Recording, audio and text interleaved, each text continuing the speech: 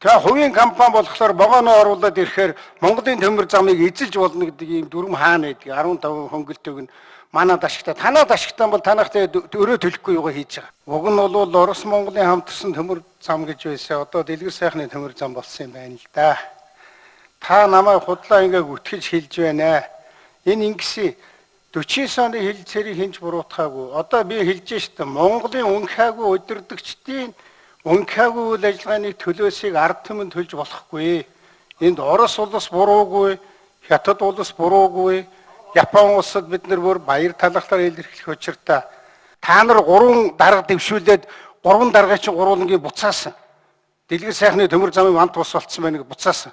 Ерөөсөө энэ Монгол улс гэж байдаг юм бол хэдэн вагон байх юм, яах юм, ямар үйлчлэгээ явуулах юм, тариф нь ямар байх юм, хувийн хэвшлэл ямар оролцоотой байх юм, энийгээ ерөөсөө та нар яар. Би сүлдээ нийгэмд эргэлзэж шүү.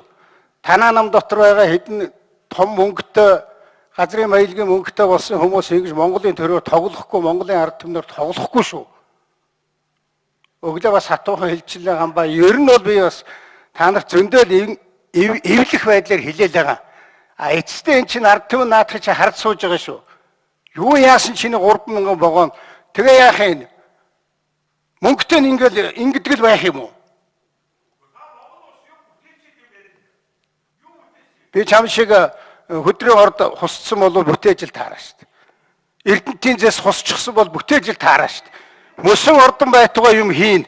Та нар тэр бүлэг дээрээ тэр хаваараа яриад хэдэн мөнгөтэй өмнө гар хөлөнд ордгоо болоороо. Би хатуухан хэлчихье. Улс орны бодолтой, ард түмний бодолтой. Гэхдээ хэдэн компани төлөөр өглөө юу одоо? Болилтой чи ямар гэж улс болцсон. Эсвэл Монгол улс гэдэг нэр өөрчил. Ямар өмнө компаниудыг улсыг нэрлэх. Дэндэж шүү, хэрэг сэтэрлээ шүү.